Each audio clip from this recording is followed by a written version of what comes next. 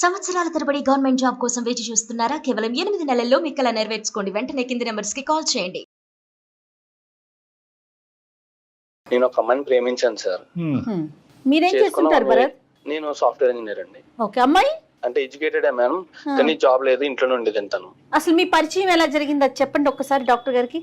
పరిచయం అంటే సార్ తనది మా పక్కూరే అండి. అప్పుడప్పుడు కాలేజ్ టైంలో గట్రా తెలిసిన మొహమే మేడం. అయితే తనని ఒక బస్సులో పరిచయం అవడం వల్ల 1 year నుంచి అలాగా డీప్ గా లవ్ చేసుకున్నాం మేడం. ఇంట్లో ఒప్పుకోకపోతే ఇంట్లో ఒప్పించి మరి ప్రేమించి ఇద్దరిని 2 వైపులా ఒప్పించి మరి నేనే మ్యారేజ్ చేసుకున్నాను మేడం. ప్రేమించుకున్నప్పుడు భరత్ అంతా కూడా స్మూత్ గానే ఉంది. అప్పుడు ఏం డిఫరెన్స్ ఆఫ్ ఒపీనియన్ కానీ ఏమీ రాలేదు. ఓన్లీ థింగ్ ఏంటంటే పెద్దలు అంగీకరించుకోవటం, ఆ ఇరువైపుల పెద్దల్ని మీరే అంగీకరించేటట్టు విధంగా చేసుకున్నారు, అంతే కదా? అవును సార్. పెళ్ళి అయ్యి ఎంతకాలం అయింది అంటే సార్ ఇప్పటికి డివోర్స్ కూడా అయిపోయింది సార్. అంటే సార్ 1 year తర్వాత డైవర్స్ కి అప్లై చేసాను సార్. తను నా మాట వినకుండా అసలు నేను ఎక్కడికి వెళ్తున్నావు, ఎందుకు వెళ్తున్నావు మాట్లాడితే ఇదే సార్. సాఫ్ట్వేర్ ఆఫీస్ టైమింగ్స్ అంటే మీకు తెలియదే ఉంది సార్. ఎప్పుడు ఆఫ్టర్నూన్ 11కి వెళ్తాం, నైట్ 12, 2 కూడా అవుతూ ఉంటుంది. ఆ నైట్ టైంలో ఫోన్స్ వస్తుంటే ఎవరు చేశారు, ఎందుకు చేశారు, లేడీస్ ఎందుకు మాట్లాడుతున్నారు, ఇలా తలగా ప్రతి దానికి అనుమానించేసారు తను నన్ను. అసలు ఏ విషయం తను నచ్చ చెప్తామని అసలు వినేది కాదు సార్ నా మాట తను. మరి వాళ్ళ తల్లిదండ్రులు చెప్పించారా ఇది కరెక్ట్ కాదమ్మా అని చెప్పి? సార్ చెప్పించింది సార్. చాలా వాళ్ళ పేరెంట్స్ కూడా చెప్పారు సార్ వద్దని. వాళ్ళ పేరెంట్స్ మాట వినలేదు, మా పేరెంట్స్ మాట వినలేదు సార్ తను. ఈ ఓవర్ పొసెసివ్నెస్ అనేటటువంటిది పెళ్ళైనటువంటి కొత్తలో చాలా సర్వసహజం ఆడవాళ్ళకి. దాన్ని శృతి మించినటువంటి పరిస్థితికి వెళ్ళి ఆ అమ్మాయిగానే ఆ ఊహ కాస్త ఇంకో లెవెల్కి వెళ్ళిపోయి డివోర్స్ వరకు వెళ్ళిపోయింది. అయితే సార్ తనకి నాకు విడాకులు అయిపోయి 1 year అవుతుంది సార్ ఆల్రెడీ. ఆ స్టోరీ క్లోజ్ అయిపోయింది. నాకు విడాకులు ఇచ్చేసాక ఇంకా నేను 6 నెలలు బయటకు రాలేక సార్. అలాంటి పరిస్థితుల్లో ఎన్నో బాధలు పడి ఆఫీస్ వర్క్ చేయలేక ఇవన్నీ మైండ్ లో పెట్టుకున్నాక ఇంట్లో ఇంకో సంబంధం చూసారు సార్. నాకు మూవ్ ఆన్ అవుదామని నేను ఓకే చెప్పాను సార్. ఇలాంటి ఇష్యూ మళ్ళీ జరగకూడదని నేను చేసుకోబోయే అమ్మాయికి కూడా మొత్తం వివరించాను సార్. నా లైఫ్, పాస్ట్ లైఫ్ ఏం జరిగింది, నేను వేరే అమ్మాయితో ఇలాగా పెళ్లి అయింది, ఇలా విడిపోయింది, లవ్ మ్యారేజ్ అని మొత్తం చెప్పాను సార్ తనకి. ఎంగేజ్మెంట్ అయిన అమ్మాయితోటి. అండ్ మాకు ఎంగేజ్మెంట్ అయ్యి కూడా ఎంతో కాలం కాలేదు సార్. గట్టిగా ఒక 4 months అవుతుంది సార్. ఇంకొక 1 month లో మ్యారేజ్ ఉంది సార్. అయితే సార్ ఈ లోపు మళ్ళీ తను నా దగ్గర నాకు ఎంగేజ్మెంట్ ఫిక్స్ అయిందని తెలిసి ఒక 3 months నుంచి తను నన్ను టార్చర్ చేస్తుంది సార్, నా ముందు భార్య. అవును సార్. డివోర్స్ అయిపోయినాయి కదండి.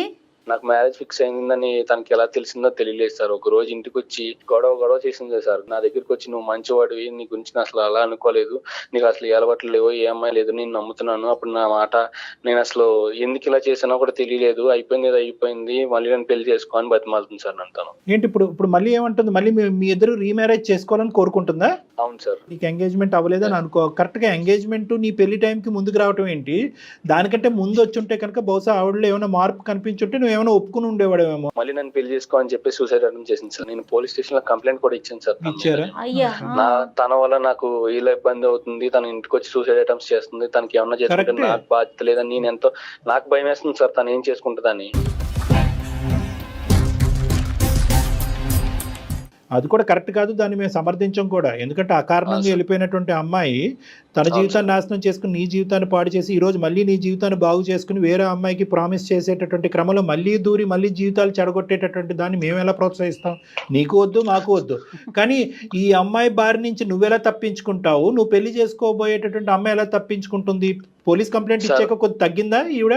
పోలీస్ కంప్లైంట్ ఇచ్చాక తను కొద్దిగా తగ్గినా కానీ సార్ ఇప్పుడు తను ఒక చిన్న డిస్టర్బెన్స్ చేసి వెళ్ళిపోయింది సార్. ఇప్పుడు కూడా ప్రేమించే అంటే నేను పెళ్లి చేసుకోబోయే అమ్మాయికి తన ఆఫీస్ స్పేస్ కి వెళ్ళి మరి నా గురించి బ్యాడ్ గా చెప్పింది. చూసారా, ఇక్కడ బాంబు పేలకపోతే అక్కడ ఒత్తిలిగిస్తుంది అమ్మాయి. అంతే జుట్టు అందకపోతే కాళ్ళు.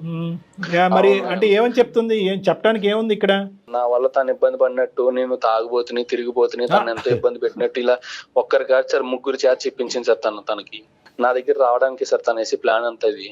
నీ దగ్గర రావడం ప్లాన్ కంటే ముందు ఈ పెళ్లిని చెడగొట్టాలనే మోటో ఏంటంటే నువ్వు సుఖపడకూడదు, తనకు కానటువంటి వాడు ఎవరికి చెందకూడదు, ఇంకా ఇతని జీవితంలోకి వేరే వాళ్ళు రాకూడదు. మళ్ళీ ఆ అమ్మాయి రావాలి, మళ్ళీ ఆ అమ్మాయి నిన్ను ఉడుం పట్టుగా బిగించాలి, నిన్ను ఊపిరి తీసుకోనివ్వకూడదు. ఇదే పద్ధతి కంటిన్యూ అవుతుంది.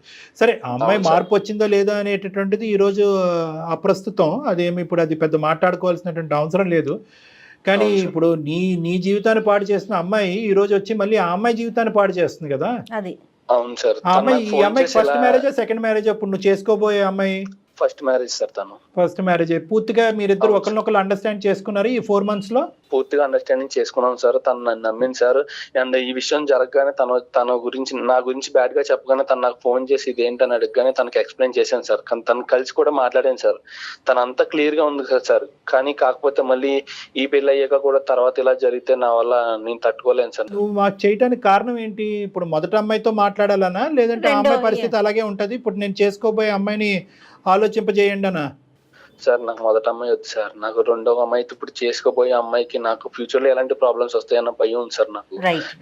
నేను అలాంటి ఫేస్ చేయలేను సార్. మాకు ముందుగానే పెళ్లికి ముందుగానే మీరు ఏమన్నా ఒక సజెషన్స్ ఇస్తారు, మాకు మా బంధాన్ని నిలబెడతారని చెప్పేసి మిమ్మల్ని ఆశ్రయించాను సార్ నేను. సరే ఇప్పుడు నువ్వు చేసుకోబోయే మంచి ఆలోచనే. చేసుకోబోయే అమ్మాయి పేరు మాధవి సార్. మాధవి గారు. సో ఏం చేసావంటే వాస్తవానికి నీ ఈమెయిల్ వచ్చిన తర్వాత మేము కొన్ని ఎంక్వైరీస్ కూడా జయ మేడం కండక్ట్ చేశారు. మన టీం ద్వారా జయ మేడం కొన్ని ఎంక్వైరీస్ కండక్ట్ చేయించి వాస్తవానికి నీ భార్యతో కూడా మాట్లాడారు. ప్లస్ మీ ఆఫీస్లో ఉండేటటువంటి కొన్ని క్లోజ్ ఫ్రెండ్స్, ఫ్యామిలీ ఫ్రెండ్స్తో కూడా మాట్లాడటం జరిగింది. ఎందుకంటే ఈ భరత్ అనేటటువంటి అబ్బాయి నిజం చెప్తున్నాడు అనేటటువంటిది అనుకోవటానికి ఏముంది? పాప మా అమ్మాయి ఎన్ని ఆపసోపాలు పడిందో, ఎంత క్షోభం అనుభవించిన తర్వాత ప్రేమించినటువంటి అమ్మాయి పెళ్ళైనటువంటి 1 year తర్వాత డివోర్స్ తీసుకోవటం అనేటటువంటిది చాలా రేరెస్ట్ ఆఫ్ రేర్ సిచ్యువేషన్. అది చదువుకున్నటువంటి. సో కండక్ట్ చేస్తే కనుక మాకు తెలిసినటువంటిది ఏంటంటే నువ్వు కంప్లీట్గా క్లీన్ చిట్గా బయటకు వచ్చావు. నువ్వు నీ మీద ఎటువంటి అభాండం కూడా మా టీం వాళ్ళకి కనిపించలేదు, ఎటువంటి అనుమానం కూడా మాకు రాలేదు. తర్వాతే మేము నీ ఫోన్ కాల్ సెలెక్ట్ చేసి నీతో మాట్లాడటం అనేది జరుగుతుంది. లేదంటే ఏం చేసి ఉండేవాళ్ళము? ఈ అమ్మాయితో మాట్లాడిపించేది ఏందిరా బాబు, ఆ అమ్మాయి ఫోన్ కలుపు, నీ బండారం అంతా బయటపడుతుంది అని ఉండేవాళ్ళం. అర్థమైంది కదా? సో అది కూడా మా ప్రేక్షకులకు అర్థం అవ్వాలి కాబట్టి ఈ అంశం కూడా నేను నీ ఎదురుగుంటే నేను తెలియపరుస్తున్నాను. నీకు తెలియదు, నీ గురించి నీ బ్యాక్గ్రౌండ్లో చాలా ఎంక్వైరీస్ జరిగినాయి. ఆ మొత్తం ఎంక్వైరీస్లో నువ్వు క్లీన్ చిట్గా క్లారిటీతో బయటకు వచ్చావు కాబట్టి ఇప్పుడు నెక్స్ట్ ఇన్ ఎజెండా మేము మాట్లాడవలసినటువంటి వ్యక్తి ఎవరైనా ఉన్నారు అంటే కనుక అది నీకు కాబోయేటటువంటి భార్య మాధవి గారు. సో ఇప్పుడు నువ్వు కాన్ఫరెన్స్ కాల్ కలుపు. आपका कॉल होल्ड पर है, लाइन पर बने रहें या कुछ देर बाद कोशिश करें. హలో, ఎక్కడున్నావు? నేనా ఆఫీస్ లో ఉన్నా. నువ్వు ఎక్కడున్నావు? నేను ఆఫీస్ లో ఉన్నా. దేవి ఏమన్నా ఫోన్ చేసిందా మళ్ళీ నీకు? తన నుంచి అయితే ఏం కాల్స్ రాలేదు. ఐ మీన్ ఏమైనా మెంబర్స్ అలా వస్తే బ్లాక్ లోనే పెడుతున్నా. నీకేమైనా కాల్ చేసిందా? లేదు, నాకు కాల్ రాలేదు. తను నిన్న ఎలా బ్రెయిన్ వాష్ చేస్తుందేమో అన్న భయం నాకుంది. నా లైఫ్ లో సిచ్యువేషన్స్ అన్ని నీకు చెప్పాను. నీకు మొత్తం తెలుసు. మన ఫ్యూచర్ లో ఎలాంటి ప్రాబ్లం రాకూడదంటే మనం దీనికే ముందుగానే ఆలోచించుకుని మాట్లాడుకుంటే బాగుంటుంది అని చెప్పేసి నేను కళ్యాణ్ చక్రవర్తి గారితో మాట్లాడాను. నేను ఒకసారి పెళ్లికి చేసుకోవడానికి పనుల కన్నా ముందు మనం రెడీగా ఉండాలి కదా. మన ఫ్యూచర్ బాగుంటేనే కదా. అందుకే ఒకసారి నీతో డాక్టర్ గారు మాట్లాడతారంట, ఒకసారి మాట్లాడతాను. మాట్లాడతాను. చాలా సింపుల్ అండ్ స్ట్రైట్ అమ్మాయిలా అనిపిస్తున్నావు అమ్మ మాధవి. చాలా సంతోషం నీతో మాట్లాడుతున్నందుకు.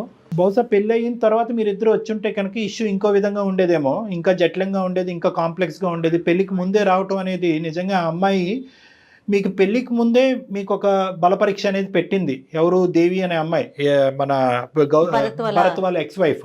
సో మీరేంటంటే పెళ్లికి ముందే ఈ పరీక్ష పాస్ అవుతే కనుక మీకు అసలు ఏ ఒడిదొడుకు ఉండదు. దీనికి మించినటువంటి ఛాలెంజ్ ఒక భార్యాభర్తల మధ్యన ఏదో వస్తుందని నేను అనుకోను. ఫస్ట్ క్వశ్చన్, డివోర్సింగ్ చేసుకోవాల్సిన అవసరం ఏముంది?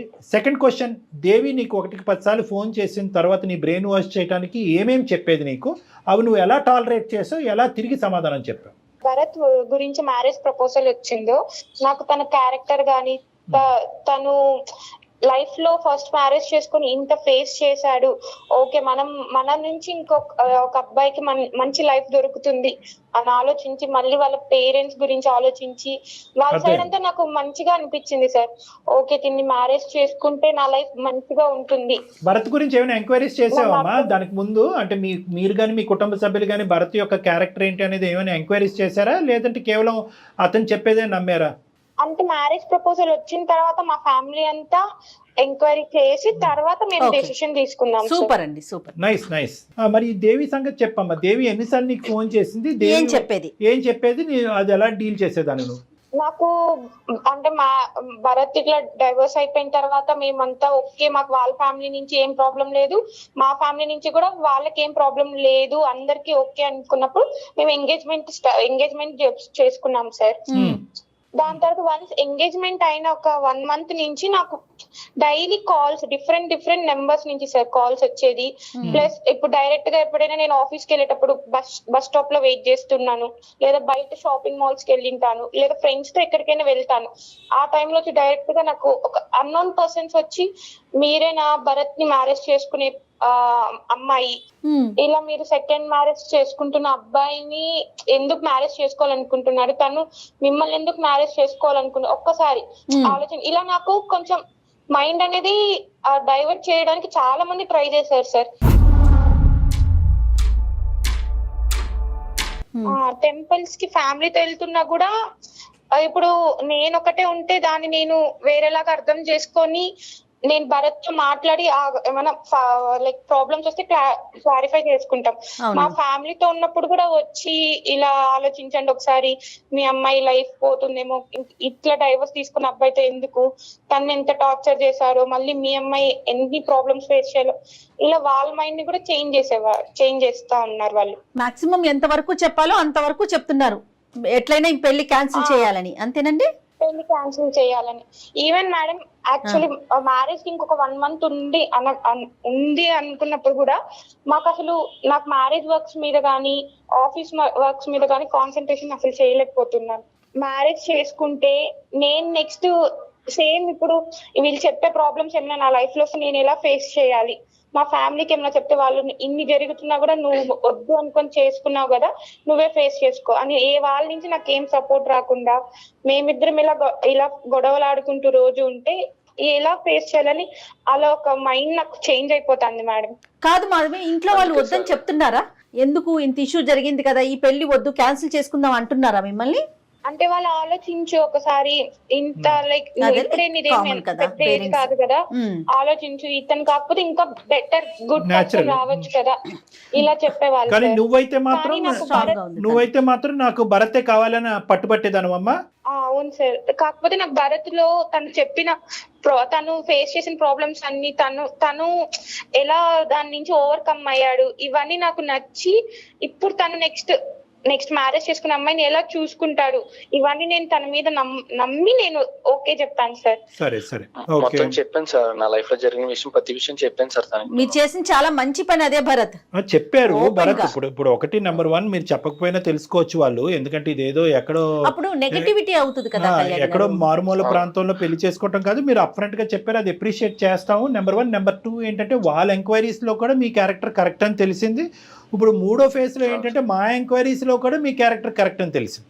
సో అన్ని విధాలుగా పాజిటివ్ గాను. కానీ ఇక్కడ అమ్మాయికి ఉన్న డైలమా ఏంటంటే, ఆ అమ్మాయికి ఉండేటటువంటి భయంకరమైన సిచ్యువేషన్ ఏంటంటే, ఏ ఆడపిల్ల ముందుకొచ్చి తీసుకున్నటువంటి ఒక స్టెప్, ప్రేమించి సంవత్సరం పాటు ప్రేమించి ఇష్టపూర్వకంగా తల్లిదండ్రులని ఎదిరించో బతిమాలకో పెళ్లి చేసుకున్న మీరే 1 year మించి పెళ్లి నిలబెట్టుకోలేకపోయారు. అలాంటి అబ్బాయిని నేను కోరొచ్చి చేసుకుంటున్నాను, ప్రేమించుకున్నటువంటి అమ్మాయే తట్టుకోలేనటువంటి అబ్బాయిని నేను ముందుకొచ్చి చేసుకుంటే కనుక ఎంత సీవీ నచ్చి ఎంత గొప్పవాడి ఎంత మెచ్చినా కూడా రేపొద్దున నా పరిస్థితి కూడా సంవత్సరం తర్వాత ఇదే జరిగితే ఏంటి అనేటటువంటి ఆలోచన ఆ అమ్మాయిలోకి రావటం. దాంతోపాటు ఏంటంటే వెనక నుంచి వచ్చి దేవి ఈ విధంగా నలుగురి చేత 4 మాటలు చెప్పించి ఈ అమ్మాయి బ్రెయిన్ వాష్ చేయటం. ఈ అమ్మాయి ఏంటంటే ముందు నువ్వు వెనకతలు గొయ్యి, నచ్చినటువంటి అబ్బాయి, అన్ని బాగున్నటువంటి అబ్బాయి, ఎంతో సిన్సియర్గా చెప్పినటువంటి అబ్బాయిని చేసుకోవాలా, లేదంటే లోకం అంతా కూడా ఒకే తట్టి మీదకి వచ్చి ఎందుకు రిస్క్ అనేటటువంటి మాట దేవి మాటల్లో ఏమన్నా 1% అన్నా నిజం ఉందేమో, చేతులు దులుపుకుని ఎంగేజ్మెంట్ వరకే అయ్యింది కదా, ఏముందిలే పెళ్లి వరకు అవ్వలేదు కదా అని చెప్పి వెనక్కి వెళ్ళిపోవాలనేటటువంటి ఆలోచనతో ఆ అమ్మాయి చేసినటువంటి పోరాటం, ఇప్పుడు వరకు చేసినటువంటి పోరాటం బహుశా చాలా కష్టసాధ్యం. అది ఎందుకు 1% రిస్క్ ఉన్నా కూడా ఎందుకు ఇటువంటి దాంట్లో దిగాలి? పెళ్లి సంబంధాలు రాక, జీవితం లేక, కుటుంబం లేక, అన్నీ ఉన్నా కూడా అమ్మాయి నీ వెనకతలు వచ్చింది కాబట్టి నిజంగా వెరీ వెల్ అప్రిషియేటెడ్, చాలా గ్రేట్, నువ్వు చాలా అదృష్టవంతుడివి. కానీ ఇప్పటికీ కూడా మాధవి మనసులో ఒక డైలమా ఉంది. అవును సార్, డైలమా ఉందా, అనుమానం ఉందా, భయం ఉందా, ఏముంది? వరకు వెళ్తే వాళ్ళ నుంచి నేను ఇంకెన్ని ప్రాబ్లమ్స్ ఫేస్ చేయాలి, ఇలా చాలా సార్. రేపు సొసైటీలో నేను ఎలా ఫేస్ చేయాలి ప్రాబ్లమ్స్, ఇలా మ్యారేజ్ చేసుకుంటే అని నాకు ఒక డైలమాలో ఉన్నాను సార్ నేను. కదమ్మా ఇప్పుడు దేవి డైరెక్ట్ గా అప్రోచ్ అయిపోతుందా నీకు ఇప్పుడు ఇంతకు ముందులా కాకుండా? అంటే అలా కూడా కాదు సార్, చాలా కాల్స్ డిస్టర్బ్ సార్, అసలు ఏం వర్క్స్ చేసుకోలేకపోతున్నాను. ఇంకా అమ్మాయి మీద ఏదైనా యాక్షన్ తీసుకోమని చెప్పి వెళ్ళటమే చట్టపరంగా, అంతే కదా. ఆల్రెడీ మీరు పోలీస్ కేసు ఫైల్ చేశారు కాబట్టి ఈ అమ్మాయి అనవసరమైన న్యూసెన్స్ చేస్తుందని చెప్పి న్యూసెన్స్ కేసు పెట్టచ్చమ్మా. మీరిద్దరు కూడా మీ ఇద్దరు కలిసిగట్టుగా వెళ్ళి మీరు న్యూసెన్స్ కేసు పెట్టచ్చు. ఇప్పటి వరకు ఆ అబ్బాయి పెట్టాడు కానీ ఇద్దరు వెళ్ళి పెడితే కనుక ఆ అమ్మాయికి న్యాయస్థానం అంటే సరైనటువంటి పోలీస్ స్టేషన్లో కానీ సరైన బుద్ధి వస్తుంది. కానీ దానికంటే ముఖ్యం ఏంటంటే ఆ అమ్మాయిని ఇక్కడ డిలీట్ చేసి ఎలిమినేట్ చేయడం, మీ జీవితంలో ప్రమేయం లేకుండా ఉండటం అనేటటువంటిది ఇక్కడ పెద్ద అంశం కాదు. ఎందుకంటే కనుక దానికి ఆ అమ్మాయి ఇప్పటికీ కూడా అదే ఓవర్ పొసెసివ్నెస్ అనేటటువంటి సినారియో కొనసాగిస్తుంది. నాకు దక్కనటువంటి, నేను ప్రేమించి నాకు దక్కనటువంటి అబ్బాయి ఎవరికి దక్కకూడదనే ఒక స్వార్థపూరితమైనటువంటి ఆలోచన, లేదంటే ఆ అమ్మాయి ఎక్కడ పప్పులో కాలేసింది అనేటటువంటి రియలైజేషన్ రావటం వల్ల ఎంత మంచి వ్యక్తిని నేను పోగొట్టుకున్నానో ఆ మంచి వ్యక్తిని మళ్ళీ నా జీవితంలో ఏదో విధంగా 100 రాబట్టుకోవాలి అనేటటువంటి ఆలోచన, దాంతో ఒక స్వార్థపూరితమైనటువంటి ఆలోచనతో పాటు ఒక సాడిస్టిక్ మెంటాలిటీ ఆ అమ్మాయిలో కనిపిస్తుంది అన్నది మనకు తెలుస్తుంది. మేము కూడా ఎంక్వైరీస్ చేసిన దాంట్లో ఏంటంటే కీ క్యారెక్టరిస్టిక్స్ ఆ అమ్మాయికి ఉన్నాయి. ఆ అమ్మాయికి ఒక నార్సిస్టిక్ పర్సనాలిటీ డిసార్డర్ అన్నట్టుగా మాకు తెలిసింది. అదంతా వేరే విషయం. నేను ఇక్కడ చెప్పేది ఏంటంటే ఆ అమ్మాయి ఎలాంటిది, ఆ అమ్మాయి నార్సిస్టిక్కా, సాడిస్టిక్కా, స్వార్థపూరితమా, లేదంటే మిమ్మల్ని ఇద్దరిని ధ్వంసం చేసి మళ్ళీ భరత్ని దక్కించుకునే ప్రయత్నం చేసిందా, లేదంటే భరత్ యొక్క జీవితం సర్వనాశనం అయ్యేంత వరకు ఆ అమ్మాయి నిద్రపోదా, ఇలాంటివి చాలా అంశాలు మనం మాట్లాడుకోవచ్చు. కానీ ఇక్కడ ప్రత్యేకంగా కావాల్సింది ఏంటంటే ఈరోజు పెళ్లి కావాల్సినటువంటి అబ్బాయిలు అమ్మాయిలకి నేను ప్రత్యేకంగా చెప్పేటటువంటి అంశం ఏంటంటే ప్రీ మ్యారిటల్ కౌన్సిలింగ్ అనేది చాలా ముఖ్యమైనటువంటి అంశం. ఇలాంటి వాటి గురించే ఒక సిచ్యువేషన్ ఫేస్ చేశాను నా లైఫ్ లో, మళ్ళీ ఇలాంటిది నేను ఫేస్ చేయడానికి రెడీగా లేను. నువ్వు ఇప్పుడు నా మీద ఎన్ని నమ్మకాలు పెట్టుకున్నా కానీ ఫ్యూచర్ లో తన మాటలు కొంచెం నిజం అనిపించచ్చు నీకు. మ్యారేజ్ కి ముందు ఈ ప్రాబ్లమ్స్ అన్ని సాల్వ్ చేసుకోవాలి. నెక్స్ట్ ఫ్యూచర్ లో ఇప్పుడు నువ్వు ఆ ప్రాబ్లమ్స్ ఫేస్ చేసి వచ్చావు, నేను ఆ ప్రాబ్లమ్స్ కూడా ఫేస్ చేయకూడదు నా మ్యారేజ్ లైఫ్ లో అని నేను డిసైడ్ అయ్యాను. సో అందుకే నేను కొంచెం ఇలా డైలమాలో ఉంటున్నాను.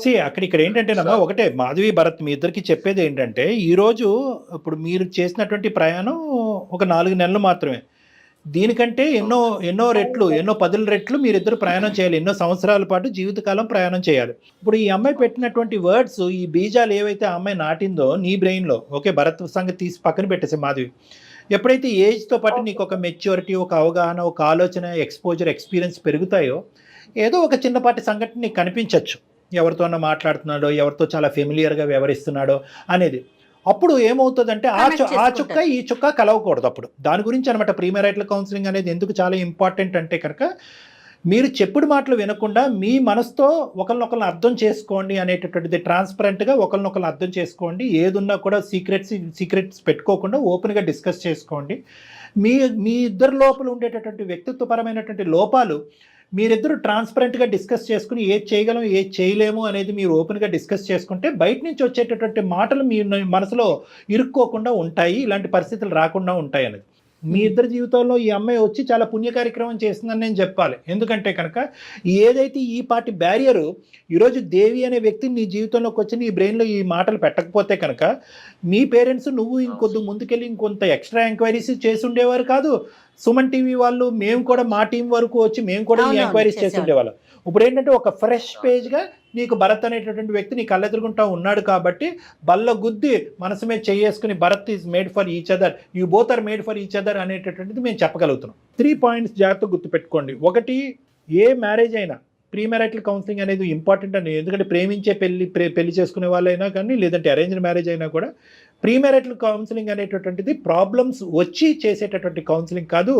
ఒకప్పుడు ప్రాబ్లమ్స్ వస్తే కనుక దాన్ని ఎలా ఎదుర్కోవాలి, మనస్పర్ధలు వస్తే కనుక ఎలా ఎదుర్కోవాలి, భిన్నంగా ఆలోచించేటటువంటి పరిస్థితులు వస్తే కనుక, అంటే పెళ్లికి ముందు పెళ్లి తర్వాత ఒకేలాగా లేనటువంటి పరిస్థితి వస్తే కనుక ఆ ఛాలెంజెస్ని ఎలా ఫేస్ చేయాలి అనే దానికి ప్రీ మ్యారిటల్ కౌన్సిలింగ్ అనేది కరోనా వైరస్ రాకుండానే వ్యాక్సినేషన్ ఎలా అయితే చేసుకుంటున్నాం దాని లాంటిది అనమాట. ఇది ఒక వ్యాక్సిన్ లాంటిది, ముందు జాగ్రత్త చర్య. ఎగ్జాక్ట్లీ అండి, ఇది నెంబర్ 1 గుర్తుపెట్టుకోండి. నెంబర్ 2 ఏంటంటే ప్రీ మ్యారిటల్ కౌన్సిలింగ్లో ప్రధానంగా చెప్పేది ఏంటంటే ఇందాక నేను చెప్పినటువంటిగా ట్రాన్స్పరెన్సీ ఈజ్ వెరీ ఇంపార్టెంట్. ఎటువంటి లోపాలు ఉన్నా ఏమున్నా కూడా ముందస్తు చెప్పేసుకోండి. పెళ్లి తర్వాత చెప్దాము, ప్రేమ పెరిగిన తర్వాత చెప్తాము, అతని మనసు పెద్ద సముద్రం అంతా అయిన తర్వాత చెప్దామని అనుకోవటం కాదు, ముందస్తేనే చెప్పేసుకోండి. అది ఒక ట్రాన్స్పరెన్సీ. మూడో అంశం ఏంటంటే వ్యక్తిత్వ పరంగా లోపాలు ఏవైతే ఉంటాయి కనుక నేను ఇది భరించగలను, ఇది భరించలేను, దీని వరకు అయితే నేను టాలరేట్ చేస్తాను, ఇంతవరకు అయితే టాలరేట్ చేయను, నా జీవితంలో మా అమ్మ యొక్క ప్రభావం ఇంతవరకు ఉంటుంది, మా అక్క చెల్లెల ప్రభావం ఇంతవరకు ఉంటుంది, మా తండ్రి ప్రభావం ఇంతవరకు ఉంటుంది. ఎవరెవరు మీ ఇద్దరి జీవితంలో మధ్యస్థు దూరుతారో, ఎవరెవరి యొక్క ప్రమేయం మీ జీవితాల్లో ఉంటాయి అంటే మీ వ్యక్తిత్వాలే కాకుండా చుట్టుపక్కల ఉండేటటువంటి వేరే వాళ్ళ యొక్క వ్యక్తిత్వాలు కూడా మీ జీవితంలో ఎటువంటి ప్రభావం ప్రమేయం ఉంటుంది అనేది ముందస్తు మాట్లాడుకోవాలి. ఎందుకంటే ఇది చాలా ఇంపార్టెంట్. సార్ మ్యారేజ్ చేసుకున్నప్పుడు ఈ అబ్బాయి ఇలా ఉండేవాడు, పెళ్ళి అయిన తర్వాత వాళ్ళ అమ్మ మాట వింటున్నాడు, ఇది కూడా పెద్ద గోల మాకు వచ్చేది. అవునవును, ఇది పెద్ద ప్రాబ్లం. అవునండి. మా అత్త మాట వింటాడు, ప్రేమించేటప్పుడు ఏమొచ్చి నువ్వే ప్రపంచం, నువ్వే జీవితం, నీలాంటి అమ్మాయిలని నేను చూడలేదని అంటాడు. పెళ్ళి అయిన తర్వాత వాళ్ళ అమ్మ పక్కనే కూర్చుంటాడు, వాళ్ళ అమ్మ చెప్పిందేమి అంటాడు, ఈకలు పక్కపక్కలో అనేది అంటూ ఉంటాడు. సో కాబట్టి ఏంటంటే వాళ్ళు చుట్టుపక్కల ఉండేటట్టు. అదేవిధంగా అబ్బాయిలు ఏమంటా ఉంటారు, ఇదేంటి ఎప్పుడు టైం దొరికినప్పుడల్లా మీ అమ్మకు ఫోన్ చేస్తావు, అమ్మ పప్పులో ఎంత ఉప్పు వేయచ్చు అని మీ అమ్మనే అడుగుతావు, అమ్మ ఈరోజు సాంబార్ వాడాలా లేదంటే తోటకూర వేపడి చేయాలని మీ అమ్మనే అడుగుతావు, అన్నిటికీ మీ అమ్మని అడిగేటట్టు అయితే నేను ఎందుకు అని చెప్పి అబ్బాయిలు వచ్చి మా దగ్గర చెప్తాను. సో ప్రీ మ్యారిటల్ కౌన్సిలింగ్ అనేది కేవలం మీ మనసులు, మీ మనస్తత్వాలు అర్థం చేసుకోవటమే కాకుండా ఎవరెవరు ఎంత పాత్ర పోషిస్తారు మీ ఇద్దరి జీవితాలు అనే సబ్జెక్ట్ కూడా ఇరువైపులా అర్థం చేసుకోవడానికి ప్రీ మ్యారిటల్ కౌన్సిలింగ్ అనేది ఫ్యామిలీ కౌన్సిలింగ్ కింద కూడా పనిచేస్తారు. ఎంత బలంగా ఉన్నా కూడా దేవి లాంటి వ్యక్తులు పదే పదే మీ జీవితాల్లో దూరి మిమ్మల్ని ఇబ్బంది పెట్టేటటువంటి పరిస్థితి వస్తుంది అంటే కనుక మీరిద్దరు ఇంకా చిన్నపిల్లలు, భవిష్యత్తు ఉంది. అటువంటి శాడిస్టిక్ మెంటాలిటీతో, నార్సిజం అనేటటువంటి ఆలోచన శైలితో వచ్చే దేవి లాంటి వ్యక్తులు మీ జీవితంలో వచ్చి ఇంకా చిందరవందర చేయకుండా మీరు పోలీస్ స్టేషన్కి వెళ్ళటం కానీ, లీగల్ అడ్వైస్ తీసుకోవటం కానీ ఖచ్చితంగా అయితే మాత్రం చేయాలి మరి రానున్న రోజుల్లో. Okay sir. Okay sir. Be strong అండి, స్ట్రాంగ్ గా ఉండండి, డాక్టర్ గారి సలహాను తీసుకోండి. అవసరమైతే ఒక్కసారి మీ ఇద్దరు కూడా వచ్చి కలవచ్చు పర్సనల్. రండి, ఏమైనా ఉంటే కనుక రండి. 90% అంతా క్లియర్ అయిపోయింది అన్నట్టు నాకు అనిపిస్తుంది. ఏమైనా ఉంటే కనుక ఆలోచించి రండి, లేని పక్షంలో రావద్దు. చెప్పినటువంటి సూత్రాలు మాత్రం గుర్తుపెట్టుకుని హ్యాపీగా ముందుకెళ్ళండి. Okay sir. Thank you so much sir. Thank you మా, Bye అమ్మా. All the best. రైట్. మీరు చేస్తున్న రెగ్యులర్ కౌన్సిలింగ్ తో పాటుగా ప్రీ మ్యారిటల్ కౌన్సిలింగ్ కూడా కాస్త సమయాన్ని మీరు వెచ్చిస్తే బాగుంటుంది అనిపిస్తుంది కళ్యాణ్ గారు నాకు. ఎందుకంటే ఎవరైనా ఇప్పుడు ఆడియన్స్ చూస్తారో వాళ్ళకి కూడా ఒక క్లారిటీ వచ్చి ఉంటుంది, ప్లస్ అవసరం కూడాను. ఎవరికైనా కూడా ప్రీ మ్యారిటల్ కౌన్సిలింగ్ కావాలి, డాక్టర్ గారితో మాట్లాడాలి అనుకుంటే కింద స్క్రీన్ మీద కనిపిస్తున్న నెంబర్కి కాల్ చేసి అపాయింట్మెంట్ బుక్ చేసుకోవచ్చు.